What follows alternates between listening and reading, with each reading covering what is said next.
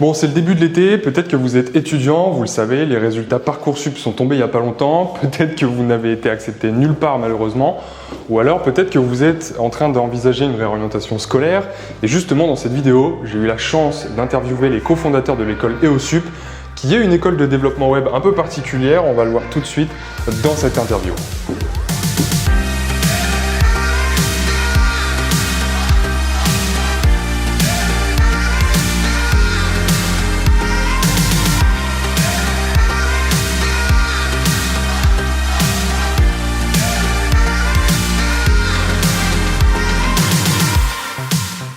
Ok, Pierre, est-ce que tu pourrais te présenter rapidement avant de parler de l'école? Moi je suis Pierre-Alexandre Caillat, je suis cofondateur et formateur au sein de EOSUP. Donc ça fait quelques années maintenant que je travaille dans le développement web, donc sur l'intervention de la création d'applications web et mobiles. Ok. Et du coup, dans cette vidéo, on va échanger avec les trois cofondateurs de cette école. Est-ce que tu peux rapidement nous expliquer d'où vous est venue l'idée de créer cette école? Donc l'idée, on l'a eue à travers un problème. Donc le problème, on l'a rencontré en entreprise, quand il a fallu faire passer des entretiens d'embauche. Et faire passer des entretiens d'embauche, donc des tests techniques, etc., c'est pas un exercice facile dans le sens où il faut trouver des candidats qui vont bien fonctionner dans l'entreprise et qui vont être capables de collaborer avec nous, d'apporter de la valeur. Et à notre grande surprise, c'est très très difficile de trouver ces candidats aujourd'hui. Donc on en a discuté un peu dans notre entourage, dans le milieu de la tech, donc des CTO, des développeurs, et comme nous, ils ont fait les mêmes constats. C'est difficile de trouver des candidats qualifiés aujourd'hui. Pourtant, il y a plein de formations, pourtant, il y a plein de gens dans ces formations. Donc, qu'est-ce qui manque en fait? Et là, particulièrement pour le développement web. Donc c'est une formation spécifique en développement web, mais qui ne néglige pas les bases. Et aujourd'hui, c'est le problème, c'est la négligence des bases. Donc ce qu'il en ressort, c'est une formation en 3 ans et un programme à 30% théorie, 70% pratique par projet. Ok, donc de toute façon, on reparlera à la fin de cette vidéo un peu plus en détail sur quelles sont les modalités d'inscription et surtout comment va se passer plus en détail ces 3 ans dans l'école. Donc si je comprends bien, l'idée de votre école, en tout cas le problème que vous allez essayer de résoudre, c'est de faire un mix entre le trop théorique, qui ferait de l'étudiant qui sort de ses études une bête en mathématiques, une bête en algorithmique, mais quelqu'un qui serait peut-être moins prêt à rentrer dans l'entreprise, et justement l'inverse, quelqu'un qui aurait passé beaucoup de temps en entreprise, beaucoup de temps sur du technique, mais en négligeant un peu les bases. C'est bien ça? C'est ça, totalement. Ok, donc là en fait, on vient de parler rapidement de toutes ces formations qui existent en 4 mois, en 6 mois ou un peu plus. Qu'est-ce qui fait la spécificité d'EOSUP par rapport à ces parcours-là? D'accord, donc déjà c'est en 3 ans. Il y a une année qui est réservée à l'apprentissage des bases. Souvent, ce que les gens enseignent dans ce genre de formation en moins de 6 mois, c'est tout de suite des frameworks, tout de suite des langages haut niveau.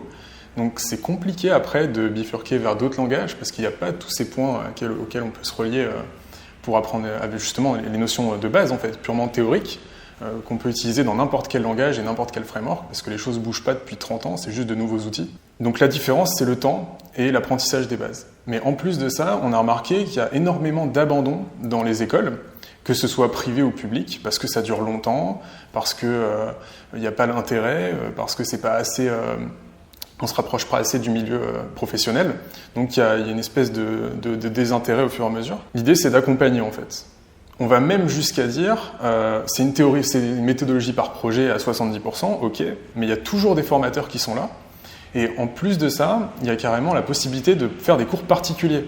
Donc certaines fois dans le mois, on peut réserver des créneaux avec le formateur qui est en lien avec la notion qu'on a envie d'aborder, et tout à coup, on est débloqué et on peut continuer le cursus. Sans pour autant prendre du retard sur le cursus, prendre du retard sur les exercices, ça crée de la frustration, ça crée tout ça, et puis c'est pas l'intérêt en fait. L'intérêt c'est d'apprendre et puis de s'éclater quoi. Parmi vous, effectivement, il y en a beaucoup qui veulent apprendre à coder, peut-être que vous avez déjà mis un pied dans le monde du code, ou peut-être justement que vous regardez ces vidéos et d'autres vidéos pour justement apprendre à coder, vous lancer dans le monde du développement. Il y en a pas mal d'entre vous qui me disent à chaque fois « j'ai envie de me lancer dedans, mais je ne sais absolument pas par où commencer ».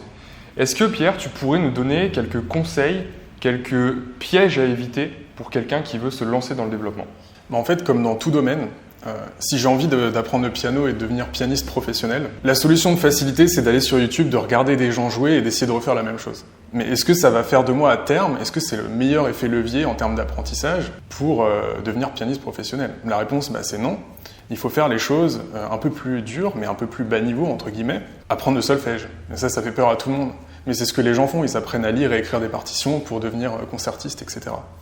Le développement, c'est pareil en fait. Les gens, la première erreur, je dirais, à éviter, c'est de pas essayer de faire du HTML, du CSS, etc. directement. C'est pas ce qui compte en fait. Ce qui compte, c'est la capacité aux gens, des développeurs à résoudre des problèmes. Au-delà de ça, c'est comprendre toutes les bases, donc l'algorithmie, etc. Et toutes ces choses-là, on se challenge pas vraiment à les apprendre quand on fait des langages très haut niveau. Ils ont l'air à peu près de faire ce qu'on a envie qu'ils fassent, créer du texte, afficher des boutons. Oui, c'est cool, c'est rigolo, mais qu'est-ce que fait vraiment un développeur professionnel au jour le jour? Il résout des problèmes. Et c'est ça qu'il faut apprendre à faire. Donc je dirais le piège numéro 1, c'est utiliser des outils trop haut niveau tout de suite, qui ne sont pas propices à un apprentissage. Le deuxième piège, ce serait de vouloir tout faire tout seul, sans mentor, je dirais.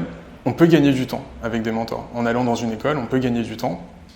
On peut gagner du temps en se confrontant au monde de l'entreprise, avec des gens qui ont 10 ans d'expérience, qui ont déjà des modèles mentaux qui peuvent nous faire passer. Je dirais que la deuxième problématique, c'est de croire qu'on sait. Et dans l'informatique, c'est encore plus important parce qu'il y a énormément d'outils, énormément de notions, et on peut s'y perdre en fait. Donc il faut un squelette, un programme en fait, une ligne directrice, une série d'étapes à passer, et des étapes à valider avant de passer à la suivante, pour vraiment que l'apprentissage soit optimal. Voilà, donc c'est vraiment les deux erreurs, quoi. Ok.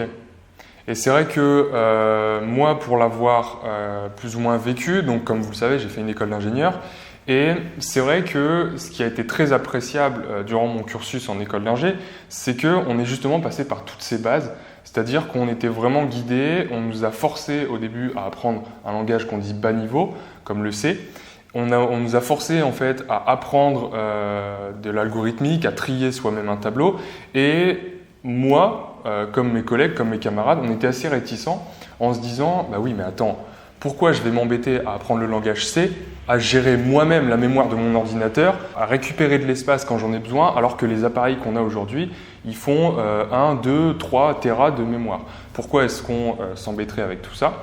Mais justement, avec le recul, c'est ça qui fait que quand on rentre dans le monde de l'entreprise, on est un bon développeur parce que justement, on est passé par toutes ces bases qui sont obligatoires.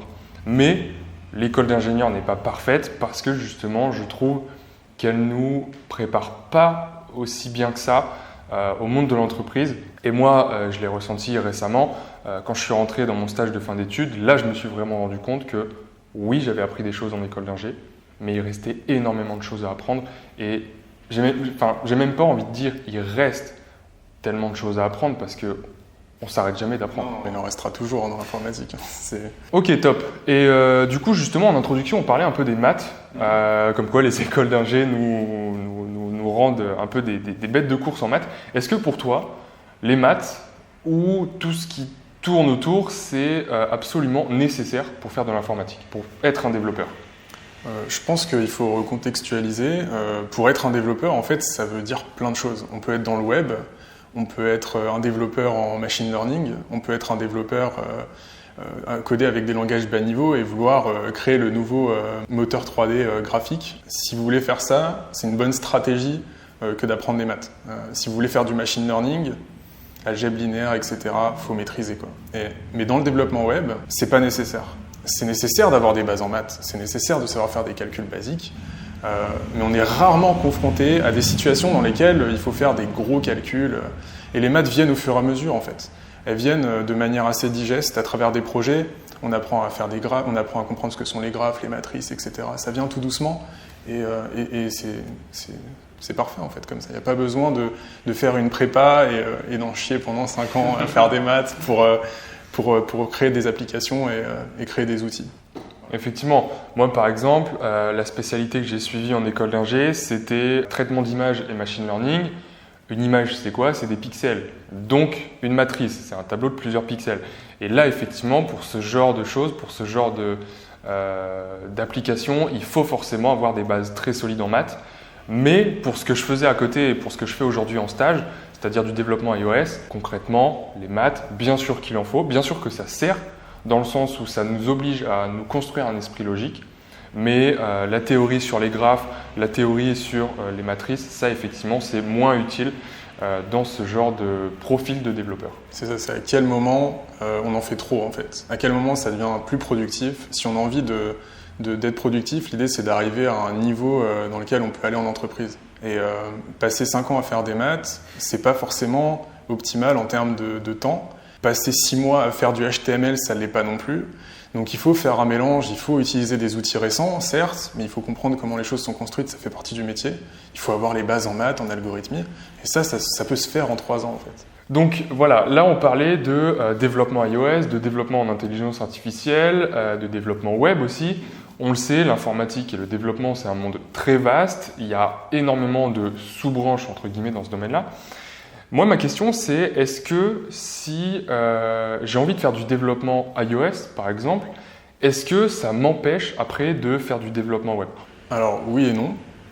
Oui, s'il n'y a pas les bases. Donc, si les fondamentaux ne sont pas maîtrisés, ça va mettre plus de temps parce qu'il faudra apprendre un nouveau langage, potentiellement un nouveau paradigme, avec de nouveaux outils dans un environnement qu'on ne connaît pas. Et d'avoir maîtrisé les bases, ça élimine ce problème. Et je dirais même... Après, maintenant, il y a des outils qui servent à faire du web dans lesquels on peut très facilement bifurquer sur du mobile. On peut utiliser les mêmes outils, les mêmes technologies. Donc non, ça pose aucun problème en général. S'il y a les bases, si le développeur est en maîtrise et il comprend les outils qu'il utilise.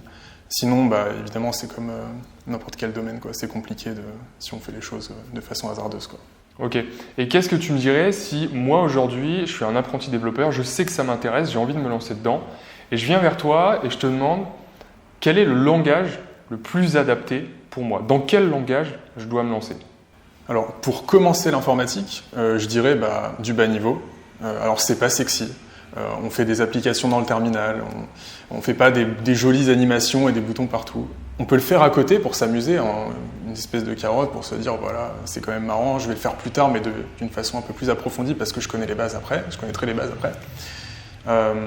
Et après, ça dépend...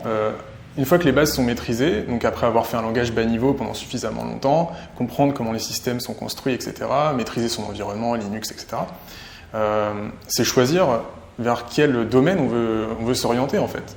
Parce que si on prend le Python par exemple, il y a beaucoup moins de cas dans lesquels on va faire du web avec du Python. Le Python il est utilisé beaucoup pour du machine learning, en l'occurrence, il y a un écosystème qui est énorme pour ça. Il y a le JavaScript, par exemple, le PHP. Donc ça, c'est plus orienté web. Maintenant, on peut faire plein de choses avec le JavaScript. Mais voilà, c'est essayer encore de garder en tête l'idée de ne pas aller trop vite, en fait. De ne pas vouloir tout de suite toucher à des outils comme des frameworks, etc. Ça n'a pas d'intérêt, en fait. C'est comme un cuisinier qui tiendrait son ustensile à l'envers, en fait. Ok, tu l'utilises, mais tu aurais autant le faire avec tes mains, en fait, si tu tiens ta fourchette à l'envers, quoi. Ça n'a pas de sens. Et c'est exactement pareil pour le développement. Donc commencez par les bases, et puis après orientez-vous vers un langage par rapport au domaine dans lequel vous voulez vous diriger, à savoir, si vous voulez faire du web, c'est pas idiot que de faire du PHP, il y a Ruby qui existe aussi, il y a JavaScript, voilà. Donc on peut faire du web avec plein de langages. Je dirais après, c'est bien d'enregistrer les paradigmes et s'entraîner avec tous ces langages pour essayer de voir, de mieux choisir en fait les outils qu'on utilise. On peut en tester plusieurs, on peut voir quels sont les cas d'usage, quels sont les sites qui ont été codés avec ce langage ou un autre, comment tourne l'infrastructure des géants du web, Netflix, etc. Se renseigner en fait. Et après, orienter son apprentissage dans le sens, si vous voulez bosser chez Netflix, il faut peut-être se renseigner sur leur stack technique. S'ils font du Python, faites du Python. Si vous voulez travailler dans une boîte qui fait du JavaScript, apprenez le JavaScript. Au final, peu importe, ça dépend juste de vos objectifs en fait. Il n'y a pas de... Voilà. Voilà, donc en vrai, il n'y a pas de langage préféré pour celui qui veut débuter. Le plus important, c'est vraiment de poser les bases. On coule les dalles en béton et ensuite, on se demande, en fonction de ce que je veux construire, si je veux construire une cabane, une maison ou un immeuble, quels sont les outils qui vont me permettre de faire ça le plus efficacement possible.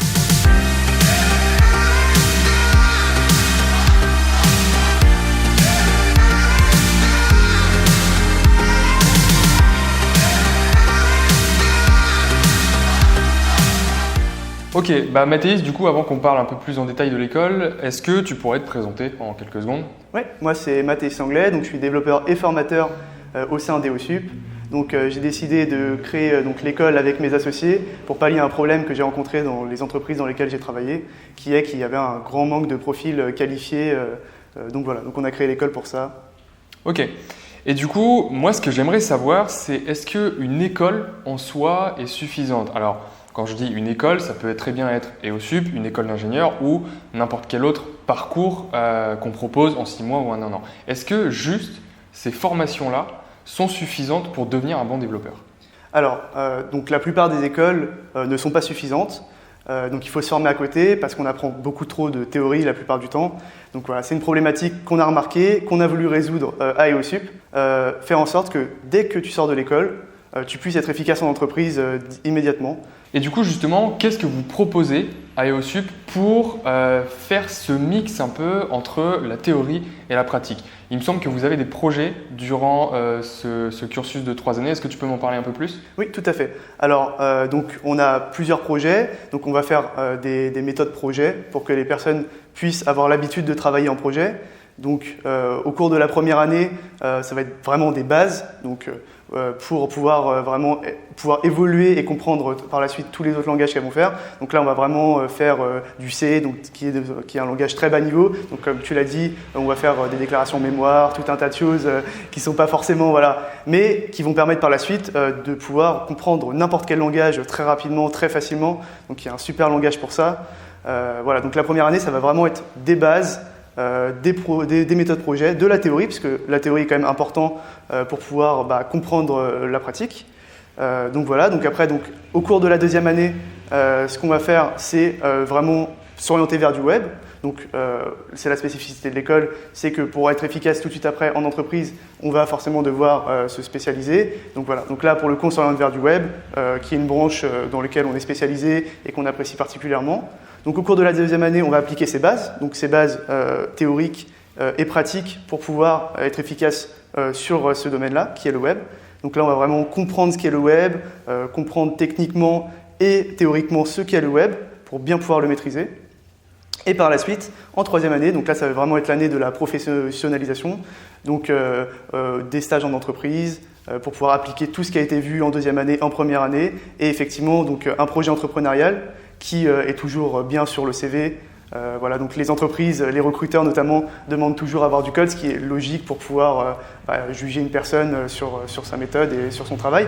Donc voilà, donc à la fin d'EOSUP, on a des bases solides grâce au langage bas niveau, on sait de quoi on parle parce qu'on a vu vraiment en détail ce qu'est le web, et enfin on a un projet entrepreneurial plus un stage en entreprise voilà, qui permet d'avoir un CV béton. Ok, donc l'idée, si je comprends bien, c'est d'avoir des bases solides, mais sans passer trop de temps, comme on disait tout à l'heure, sur les maths par exemple, et de pouvoir le plus rapidement possible être capable de rentrer en entreprise, ou en tout cas de rentrer, d'être effectif sur des projets concrets. Voilà, c'est exactement ça en fait. On apprend les bases, en y passant quand même une année, parce que c'est quand même important, mais après tout de suite, voilà, on va se spécialiser dans une branche qui est le web, et comme ça on va pouvoir être efficace tout de suite en entreprise. Ok, est-ce que, alors là on a parlé effectivement de ce dont sera capable l'étudiant à la fin de ces 3 années d'école. Est-ce que tu pourrais me donner rapidement un exemple d'un site web que je serais capable de faire à la sortie de l'école? Est-ce que, je sais pas, tu pourrais nous décrire le site web, ou alors est-ce que tu as un exemple de site assez connu que l'étudiant pourrait développer à la sortie de cette école? Oui, bien sûr. Alors, en fait, du coup, nous, on va plus s'orienter vers des applications web, parce qu'en soi, un site web qui, par exemple, est un site e-commerce classique, maintenant, il y a des outils, des CMS pour le faire. Donc, nous, notre métier, ça va vraiment être de faire des applications web, donc des applications comme, par exemple, Netflix, des applications comme Uber, etc., où il y a toute une partie algorithmie derrière, donc en plus de la partie visuelle, qui va être très important techniquement à faire. Ok, et du coup une question qui est peut-être un peu plus complexe que celle qu'on a dite jusqu'à maintenant. Est-ce que tu penses que ce serait ambitieux de se dire à la fin de cette école, je pourrais postuler dans des entreprises comme Airbnb, Netflix ou des grosses entreprises qui font rêver pas mal de monde, enfin je pense en tout cas. Est-ce que pour toi c'est un objectif qui est réalisable ? Alors oui, tout à fait. Après, on ne va pas se cacher, ça dépend des profils. Il y a des personnes qui vont être beaucoup plus fortes en algorithmique que d'autres, il y a des personnes qui vont apprendre beaucoup plus vite que d'autres, même si vraiment on veut faire en sorte que tous les étudiants à la fin soient vraiment effectifs en entreprise. Voilà, les meilleurs étudiants pourront tout à fait rejoindre Netflix, Uber, des grosses boîtes, même Google, qui ont des attentes classiques d'entreprise, des attentes un peu plus élevées en termes d'algorithmie forcément.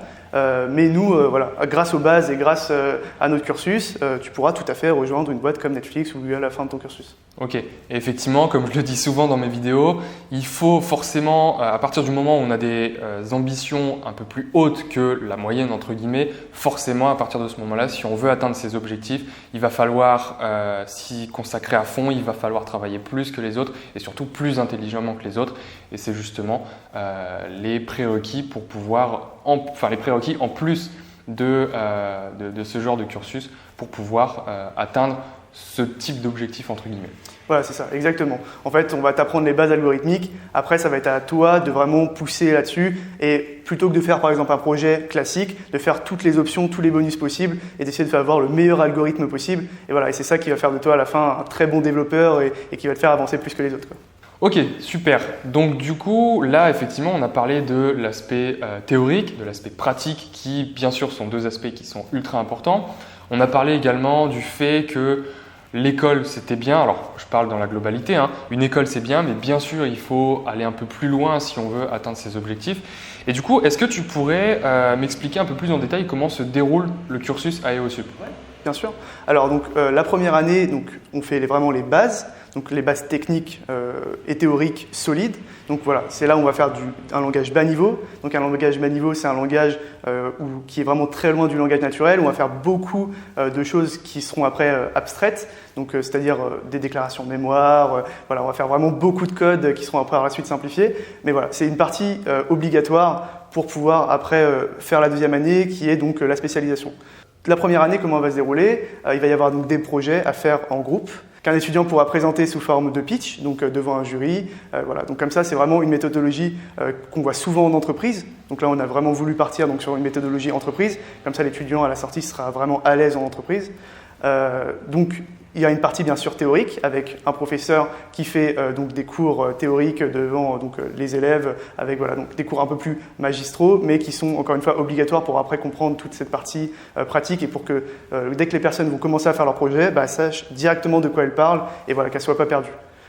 En plus de ça, donc on a intégré donc un module de cours particuliers. Donc un élève pourra prendre des cours particuliers avec un professeur dès qu'il est perdu.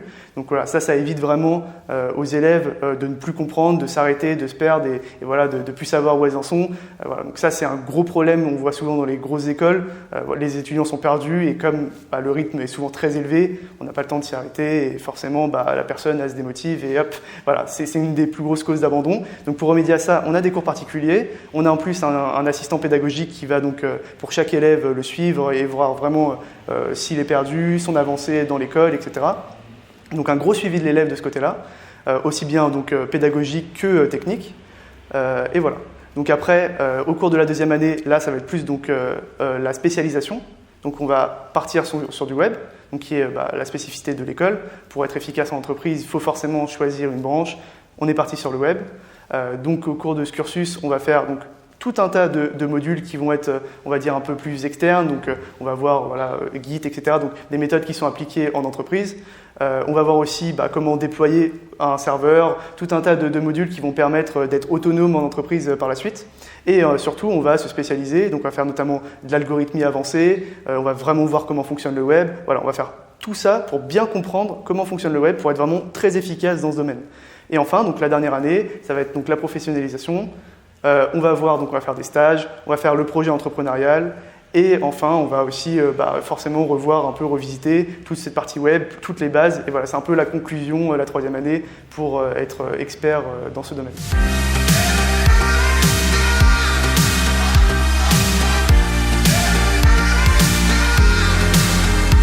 Ok Thomas, donc est-ce que rapidement tu peux te présenter en 30 secondes ?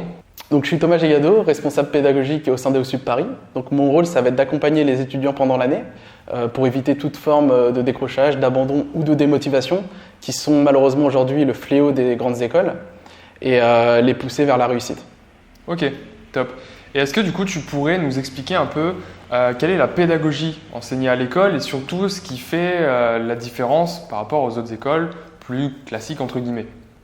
Oui, donc nous on s'est inspiré en fait de ce qui se fait de mieux dans l'apprentissage dans le monde du développement informatique, c'est-à-dire l'apprentissage par le biais de la méthodologie projet, donc les fameux 70% pratiques de l'école, sans négliger la théorie, les fameux 30% du coup théoriques. Comment ça se passe? C'est une journée type à EOSUP, c'est le matin des cours enseignés par des professionnels dans une salle de classe, donc sous forme de cours magistral, et l'après-midi des mini-projets à réaliser seul ou à plusieurs, pour valider les acquis et les compétences qu'on a vues pendant la matinée. Ok, donc il y a vraiment un mix entre théorie et pratique. Et c'est ça qui est top, je trouve, dans l'école, parce que dans pas mal de cursus plus ou moins classiques, on est vraiment, enfin en tout cas, moi je trouve, on est pas mal axé sur la théorie. C'est bien, certes, parce que ça nous permet de réfléchir, ça nous permet d'avoir des bases solides, mais le nombre de fois où moi je me suis retrouvé avec a priori un bagage théorique plus ou moins solide, dans le sens où j'avais revu mes cours, je me suis retrouvé en TP à me dire, bon d'accord, bah, maintenant qu'est-ce que je fais? Et ça, c'est vraiment ce que vous cherchez à apporter à travers l'école. Tout à fait, tout à fait. Ok, bah, je pense que du coup maintenant on a un point de vue assez global sur l'école, vous avez regardé la vidéo jusqu'ici. Maintenant concrètement, qu'est-ce que je fais? Qu'est-ce que vous faites si vous voulez vous inscrire à EOSUP? Donc si vous souhaitez vous inscrire, il faut savoir qu'il n'y a pas de prérequis scolaire pour vous inscrire dans notre école. C'est une école hors Parcoursup, donc vous avez jusqu'au 15 août 2020 pour vous inscrire. Les seules conditions, ça va être d'avoir minimum 18 ans pour entrer dans l'école. Donc si vous avez entre 18 et 25 ans, que vous êtes jeune bachelier ou en réorientation scolaire, vous êtes le cœur de cible pour EOSUP. Donc tout sera expliqué dans la description. N'hésitez pas aussi pour les curieux à aller voir le site internet. Il y a des articles qui expliquent certains sujets qui sont importants pour nous pour le code. Donc voilà. Ok, top. Bah, de toute façon, je mets tous les liens dans la description. N'hésitez pas à aller checker ça. Merci à vous trois. Et sur ce, moi, je vous dis à très bientôt pour une prochaine vidéo.